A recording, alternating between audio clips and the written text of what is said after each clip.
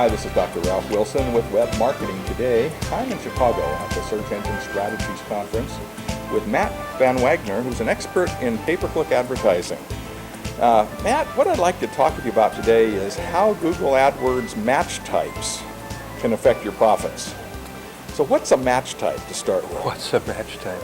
You know, it's the most fundamental question, and it's surprising how many people really don't have that down.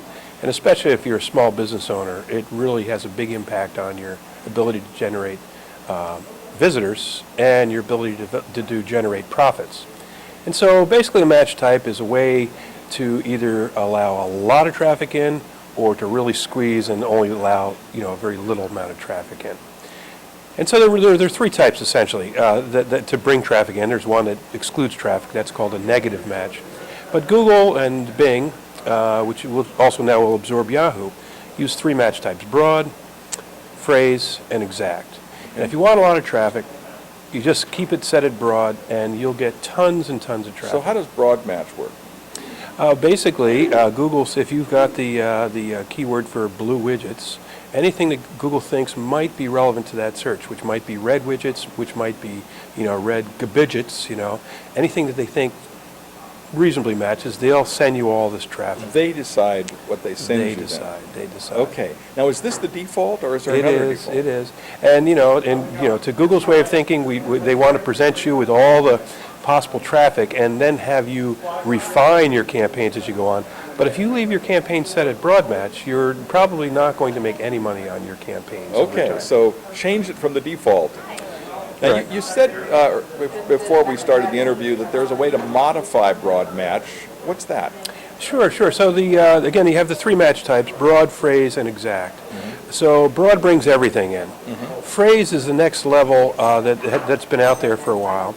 And phrase says, I only want if someone types in the words blue widgets in that order, and you put a parentheses around it, and Google will only present you for words like low price blue widgets or blue widgets for sale or anything that comes before, comes after, but it's got to contain that exact phrase. In that order. In that order.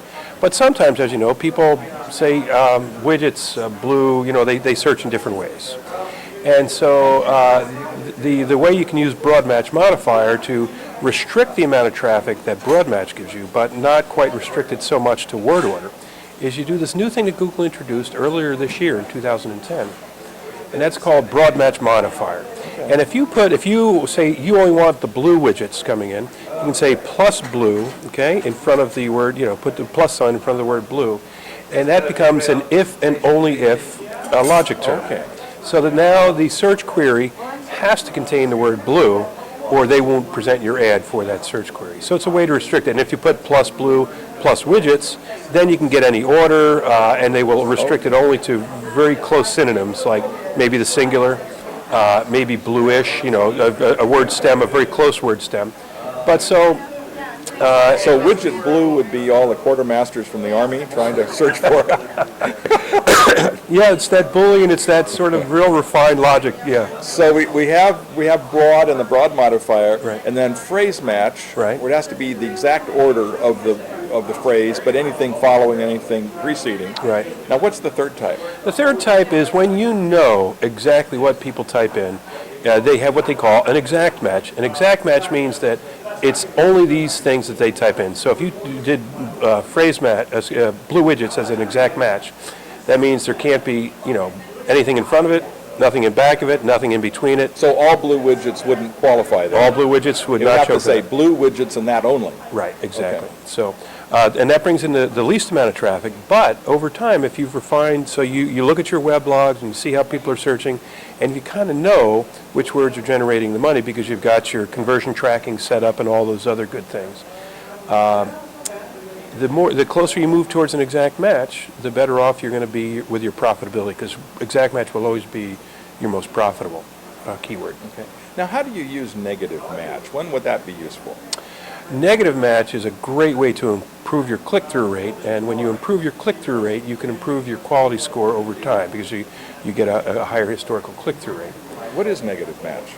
Negative match says that if someone types in the phrase industrial blue widgets, I'm not selling to industrial people, I'm selling to my consumers.